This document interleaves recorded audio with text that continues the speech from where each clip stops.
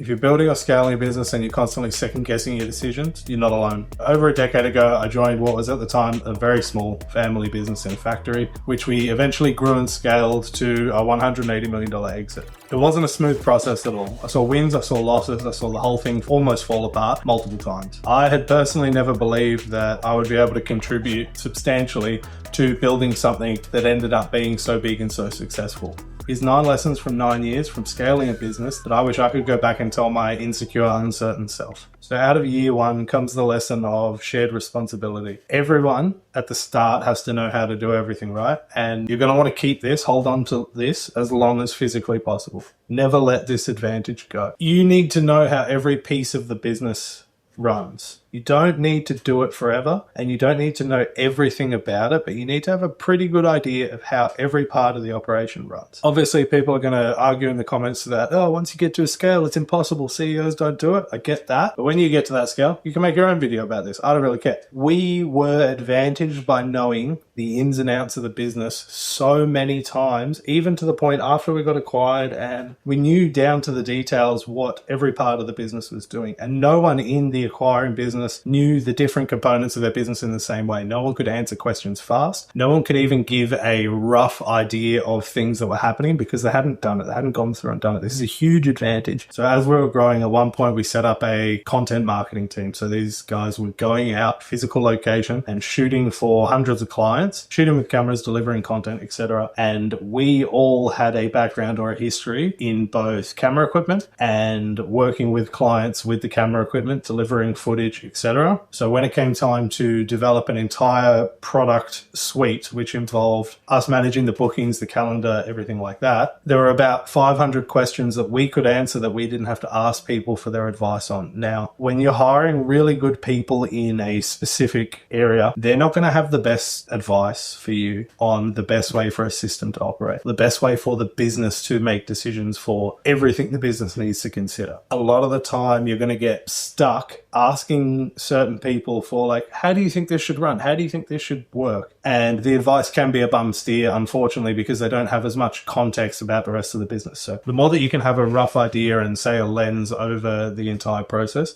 it's a secret weapon. And knowing how to do everything in the business just continued to pay off year after year after year. And over time, the speed at which you can make decisions can be 10, it can be 50x what bigger companies who have to go and ask everyone, ask the customer, ask the staff, ask this team over here, ask that team to ask that team. You can outperform them, you can outbuild them much faster. So this leads into what I was learning in year 2, which is how important fast information cycles are and how much of an advantage they can be if you can maintain them as you scale. Because from what we saw, it got harder and harder to have direct information lines. The bigger businesses have almost the worst sight lines, to the point that everything needs a spreadsheet, everything needs 5 meetings just to get everyone on the same page. Keeping clear lines of what's going on and having the information be able to come back as fast as possible is one of the most powerful things that you can try and maintain. When we started, we were all in a tiny room. We were all together and we could hear everything that was happening.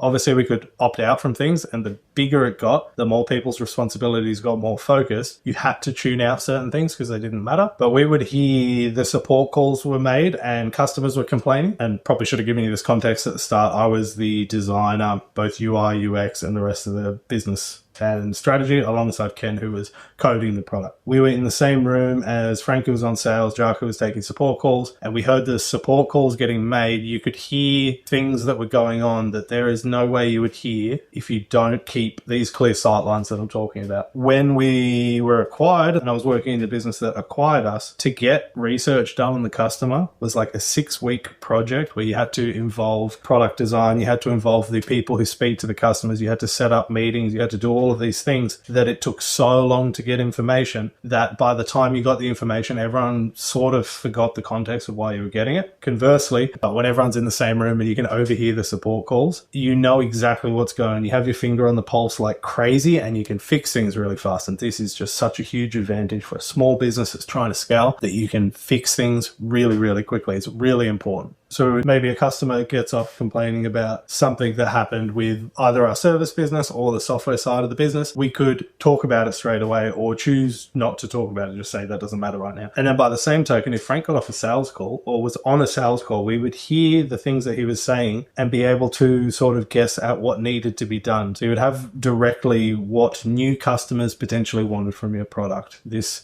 was good for us because we were in business to business and it was person to person. But I think all of these things can still be done with a digital first international software as a service self-onboarding sort of business. So the things that we've brought into this business are having really clear oversight over customer support requests, putting them into areas that everyone can see it, having engineers work over the support tickets, because one of the best things you could ever do is have engineers actually address support tickets, because they'll see things that are really easy fixes because they understand the code base and they'll be able to implement them, and they will self-filter out the more complex things and report on them as well. So that's super useful. And the same thing for sales. You can't do it with people not talking in the room, but you can have really clear feedback cycles, really fast ones, if every sales call is recorded. If the insights of what the customer was after that don't match what your product currently does, reported back on, and anyone who's designing product, anyone who's building product can be aware of what everyone's saying. And we're trying our hardest to keep this as a really, really important lesson learned from working in the past business into building Clubflow. If you've got the really fast information cycles, you'll be able to act on them fast. You just want to make sure that you've got the team, and having those really flat information cycles, you will be able to develop features fast. You'll be able to make the better decisions. You won't have to ask as many questions. You will, just by the nature of knowing that stuff, waste less resources doing things. Like I said, one of the biggest problems once we were acquired and we're inside this massive business is just how much that slowed everyone down, because you had to ask people 3 teams removed for information, and they didn't have the information. They had to go ask a customer for it. So the configuration there was nuts. If you imagine trying to get a salesperson on a phone to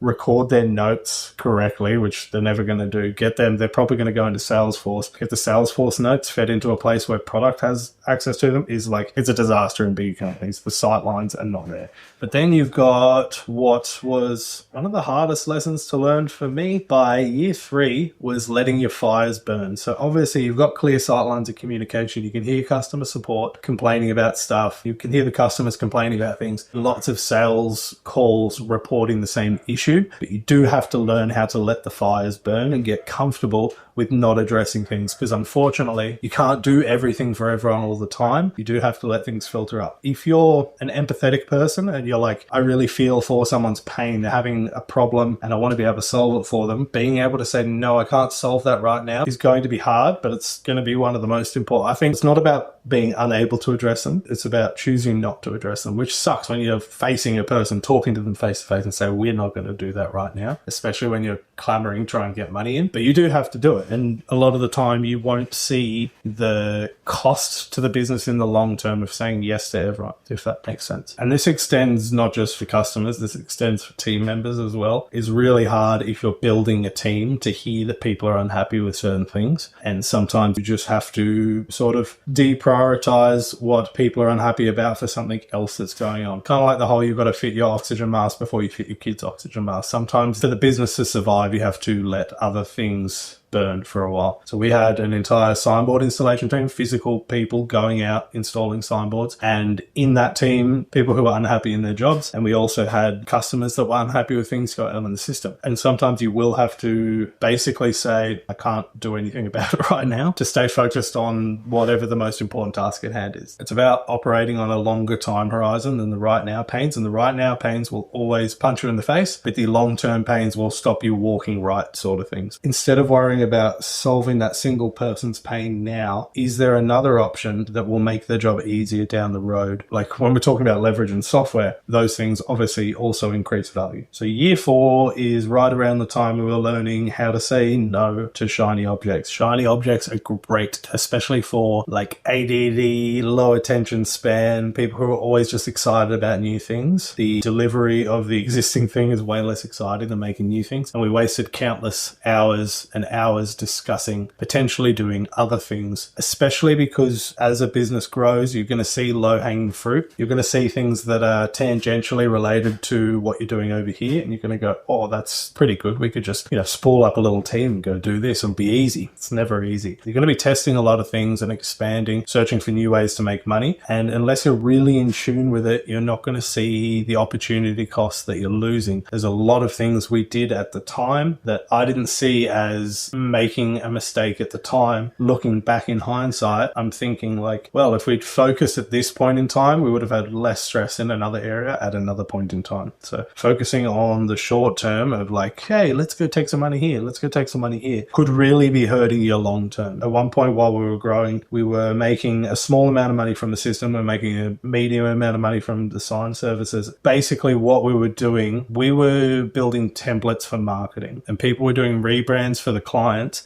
and we would have to redo all our templates. And then we started hearing about how much money these rebrands were costing. And we were like, okay, that's $100,000.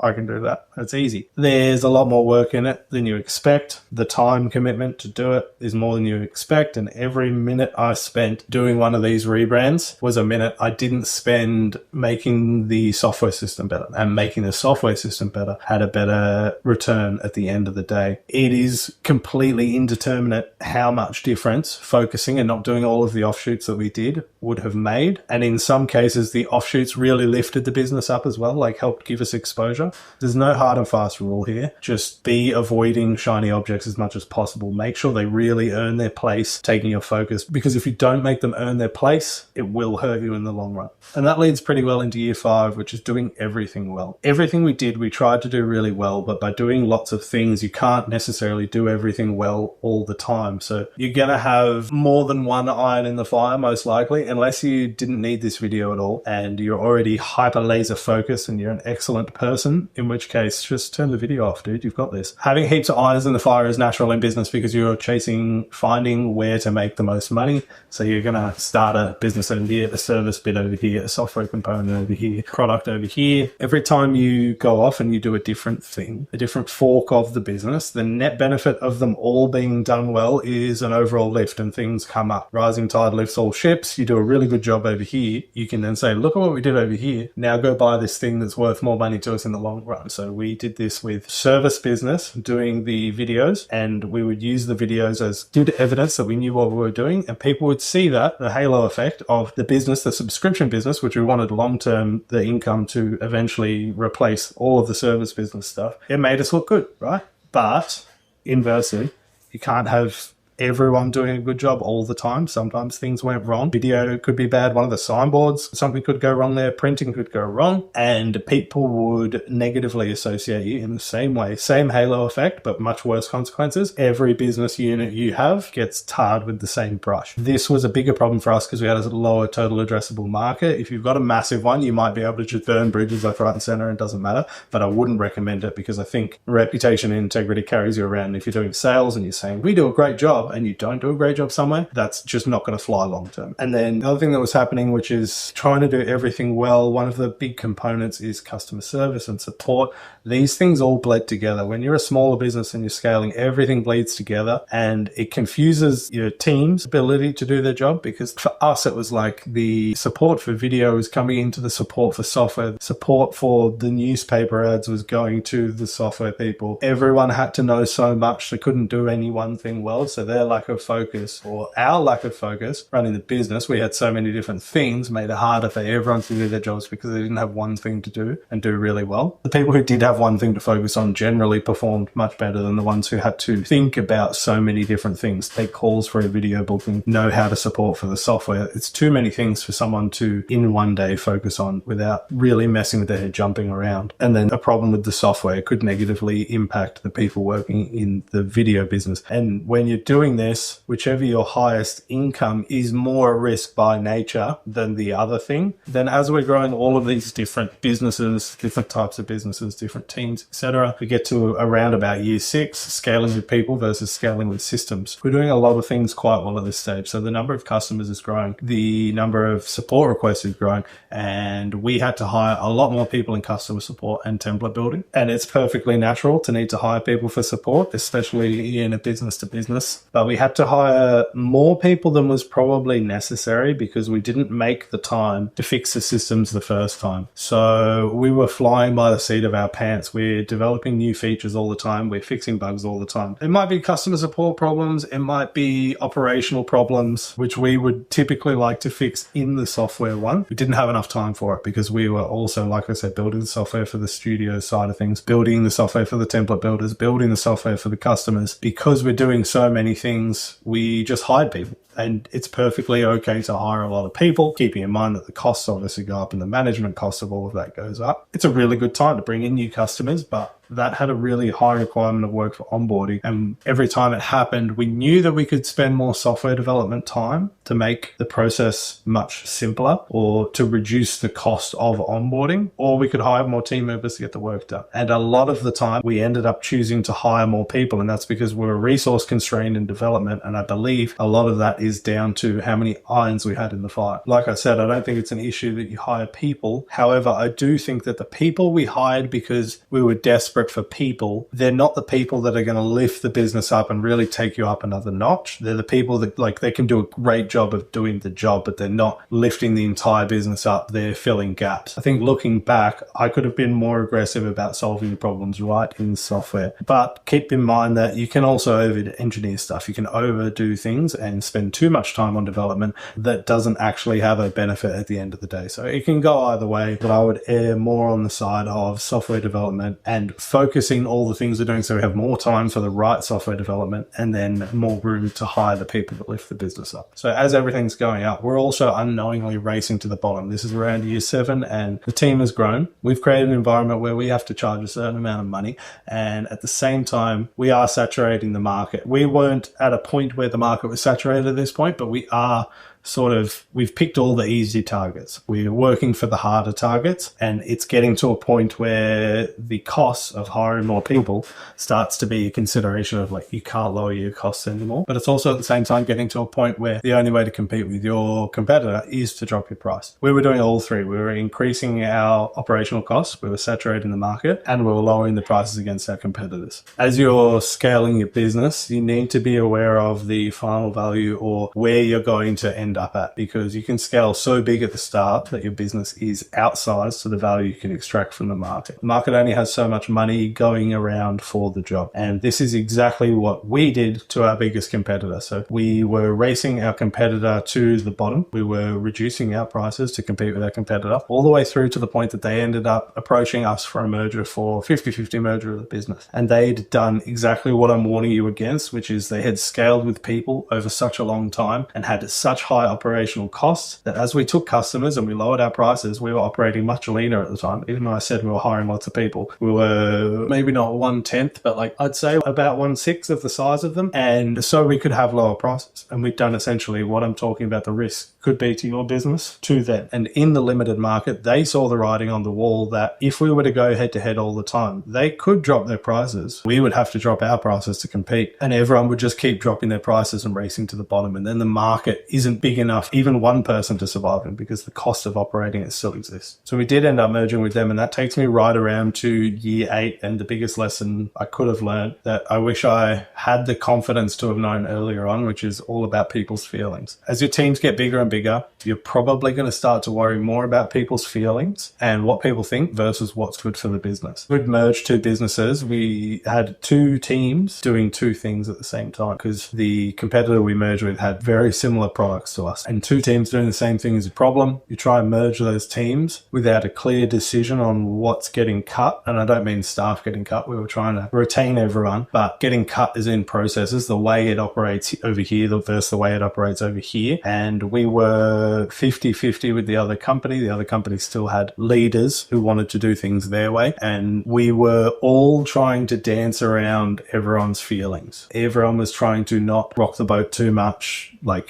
sort of pecking pecking order stuff. Everyone was just trying to see how things were going to play out and keep everyone's feelings in line. And we should have been more ruthless with this, because I think the business would have saved a lot of money, a lot of time, and a lot of hassle if we'd been better about doing this. Setting a date, saying things are going to change from this date. The thing I noticed was we would sort of discuss doing it, and it would go around about 15 times. Like, it would just keep coming back around. Do we do it this way? We do it this way. And not having clear enough leaders is probably another title for this. Like, no one said, I'm owning this space, I want to make the decision. No one had the conversation of, if someone is elected to make a decision, everyone has to follow it. So worrying about people's feelings is right around the middle ground of, like, we'll do it your way, sort of, but I know this way is better, that sort of thing. That is wrong for the efficiency of the business, unfortunately. There can't be a million ways of doing so. You're more than welcome to spend heaps of time figuring out what the right way of doing things is, but don't do it with people's feelings in mind. Do it with the best data-driven decisions in mind. If you're trying to navigate that, and say, for example, you move support and sales into different places, you take most of this sales team, inject a little bit of this sales team in, you've got support operations is better here, but you move a team in. If you move those two things and you don't clearly state exactly how it's going to go down, you're going to slow down